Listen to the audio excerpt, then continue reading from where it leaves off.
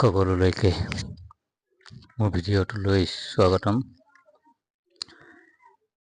পথাৰলৈ এপাক যাম বুলি ভাবিছিলোঁ, কিন্তু ৰ'দটো চাওকচোন, ইমান বেয়াকৈ ৰ'দটো ওলাইছে। যাব লাগিবই, কিন্তু ৰ'দটো দেখি পথাৰলৈ যাব মন যোৱা নাই। মানে 28 তাৰিখে আহি পালেই বেংগলোৰ যোৱা কথা ভাবিছোঁ। অলৰেডি মানে কনফাৰ্মেই হৈ গ'ল। ব'লক পথাৰ ফালৰ পৰা আহোঁগৈ এপাক। এয়া পথাৰলৈ সোমাই আহিছোঁ। মানে আজি আপোনাৰ লগত পথাৰখনো দেখুৱাম, লগতে অকণমান আলোচনাও কৰিম। আপোনাৰ লগত কিছুমান কথা শ্বেয়াৰ কৰিম। আমাৰ নাচিলকাই পুখুৰীৰ কাণে কাণে তামোল পুলি, আম পুলি, অসংখ্য ফলৰ খেতি কৰিছে। আমি এয়া পথাৰ পালোহি। এবাৰ ৰাইজৰ ধান ভালেই হৈছে, সেইকাৰণে ভাল লাগে। আজি ভিডিঅ'টো দীঘল হ'ব অকণমান, এইকাৰণেই অকণমান আলোচনা কৰিবলগীয়া আছে। আৰু মই মানে কেইটামান কথা ক'ব বিচাৰিছোঁ। এই কথাকেইটা সদায় মনত ৰখা উচিত যে আমি যিকোনো কাম কৰাৰ আগতে, মোক এজন বন্ধুৱে কৈছিলে, কেতিয়াও 3টা বস্তুৰ পৰা, কথাৰ পৰা আঁতৰি থাকিবা যদি জীৱনত তুমি আগলৈ যাবলৈ মন আছে। সেই কথাকেইটা হৈছে, 1 নম্বৰটো হৈছে, তেওঁ মোক কৈছিলে যে কেতিয়াও মনত নাভাবিবা যে মই এই কামটো কৰিব পাৰিম জানো নহয়। কনফাৰ্ম হৈ ল'ব লাগে যে মই কামটো কৰিব পাৰিম। কিয় নোৱাৰিম? আন যদি 10জনে পাৰিছে, তেন্তে হ'লে ময়ো চেষ্টা কৰিম। এবাৰ নহয়, 2বাৰ নহয়, 100 বাৰ চেষ্টা কৰি চাম, এদিনটো তাৰ ফল পাম। 2 নম্বৰটো কৈছিলে, আমি যিকোনো কিবা এটা কাম কৰোঁতে মানুহে বা কি ক'ব, আমাক আনে বা কি ক'ব, মানুহে কি ক'ব কথাষাৰ আপুনি কেতিয়াও নাভাবিব। আপুনি কামটো কৰাৰ আগত ডাইৰেক্ট আপুনি নিজৰ মৰ্জিমতে আপুনি কাম কৰিব। কেতিয়াও আপুনি আনে কি ক'ব নাভাবিব। আপুনি যদি আগলৈ যাব বিচাৰে, পিছৰ পৰা আপোনাক টনা মানুহ থাকিবই। সেয়েহে মোক আনে কি ক'ব, আনে কি নক'ব, সেইটোৰ ওপৰত মই গুৰুত্ব নিদিওঁ, আৰু তেনেকুৱা মানুহৰ ওপৰত আপুনিও কেতিয়াও গুৰুত্ব নিদিব। সেইকাৰণে নিদিব, তেওঁলোকৰ এইটো স্বভাৱ। যিসকলে নিজে কৰিব নোৱাৰে, সেইসকলৰ এটা স্বভাৱ আছে, যাতে মই আনকো আগলৈ যাব দিব নিদিওঁ। তেওঁকো মই আগলৈ যোৱা মানুহজনক পিছলৈ টানি আনিম। ঠিক আছে?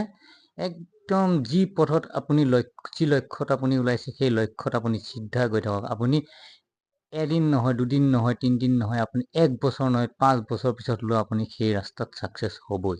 100ত 100% গেৰেণ্টি। কিয়? সেই ঘটনা মোৰ লগত হৈ গ'ল অলৰেডি। আৰু এটা কথা, আপোনাক প্ৰথম অৱস্থাত, যেতিয়া নেকি প্ৰথম অৱস্থাত আপুনি কিবা এটা কাম, ভাল কাম কৰিব ওলাব, আপোনাক সকলোৱে আপোনাক মানে ডাউন দিব চেষ্টা কৰিব, বা আপোনাক সেই লক্ষ্যৰ পৰা আপোনাক আঁতৰাই নিয়াৰ চেষ্টা কৰিব। কিন্তু আপুনি কেতিয়াও সেই লক্ষ্যৰ পৰা আঁতৰি নাযাব। আপুনি সেইবিলাক মানুহৰ ওপৰত কেতিয়াও গুৰুত্ব নিদিব। যি গাঁৱতে হওক, চহৰতে হওক, য'তেই নহওক, আপোনাৰ এজন ভাল কাম কৰিব ওলোৱা মানুহ এজনৰ পিছত তেনেকুৱা বেয়া মানুহ থাকেই, আৰু থাকিলেহে ভাল লাগে। ৰাজনীতিত যদি বিৰোধী পাৰ্টি নাথাকে, তেন্তে হ'লে আপুনি ৰাজনীতি খেলি কোনো লাভ নাই।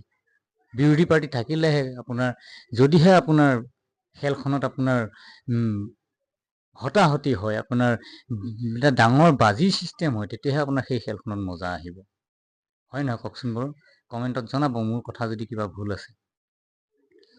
আৰু যিসকলে সকলো বাধা নেওচি, কিন্তু যোনদিনাখন আপুনি আপোনাৰ লক্ষ্যত উপস্থিত হ'ব, আৰু আপুনি ভাল কাম এটা কৰি দেখুৱাব, আপুনি যেতিয়া ৰাইজৰ মাজলৈ যেতিয়া আহিব, তেতিয়া আপোনাক সেই বেয়া পোৱা মানুহকেইজন কিন্তু দেখিব, সেই মানুহকেইজনতকৈ চবতকৈ আগত সেই বেয়া পোৱা, আপোনাক ডাউন দিয়া, আপোনাক পিছলৈ টানি আনিব বিচৰা, আগলৈ যাব নিদি আপোনাৰ লক্ষ্যৰ স্থানত উপনীত হ'ব নিদি যিকেইজনে টানিব বিচাৰে পিছলে, সেইকেইজনক চাব আকৌ আপোনাৰ আগৰ শাৰীত আপুনি সেইকেইজনকে দেখা পাব। তেন্তে হ'লে সেই তেনেকুৱা বাদুলি ছিষ্টেমৰ মানুহৰ, মই বেয়া নাপাব বাদুলি বুলি কোৱাৰ কাৰণে, বাদুলি না পক্ষী না পশু, যোনটো পাৰ্টিয়ে আগত থাকিব সি বাদুলি সিয়ে। আমি কিতাপত পাইছিলোঁ বাদুলি যদি পশু আগত থাকে, বাদুলি পশু কয় কি মই পোৱালি দিওঁ, আৰু যদিহে পাখি আগত থাকে তেন্তে হ'লে পাখি ফেলাই হৈ ক'ব মই পাখি ফেলাই, কিয় মই উৰি ফুৰোঁ। সেই তেনেকুৱা ছিষ্টেমৰ মানুহবিলাকৰ লগত মানে কেতিয়াও তেনেকুৱা মানুহবিলাকৰ ওপৰত গুৰুত্বই নিদিব। আৰু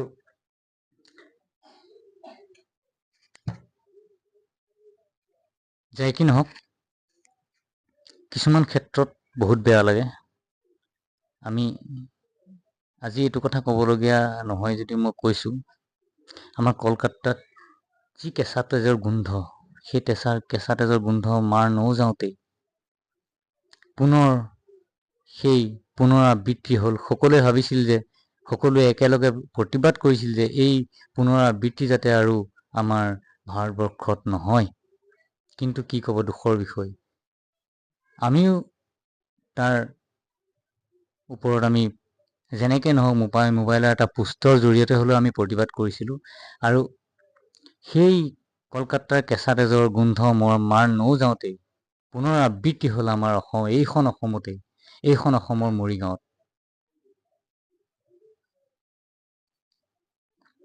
সকলোৱে ইয়াৰ ওপৰত প্ৰতিবাদ কৰক, নহ'লে আমাৰ এনেকুৱা এটা দিন আমাৰ ওচৰলৈ আহিব, যিটো নেকি আমি ঘৰত আমাৰ মা ভনীসকলক ঘৰত থৈ গৈও আমি ঘৰৰ পৰা দিনটোৰ কাৰণে যদি আমি তেওঁলোকক থৈ ওলাই যাওঁ, সেই দিনটোতো আমি আশা কৰিব নোৱাৰিম যে পুনৰ ঘূৰি গৈ তেওঁলোকক আমি সুৰক্ষিতভাৱে পাম। আৰু এইখন চৰকাৰক মই অনুৰোধ জনাওঁ যাতে তেওঁলোকে ভাল এটা পদক্ষেপ হাতত লয়। জয় আই অসম।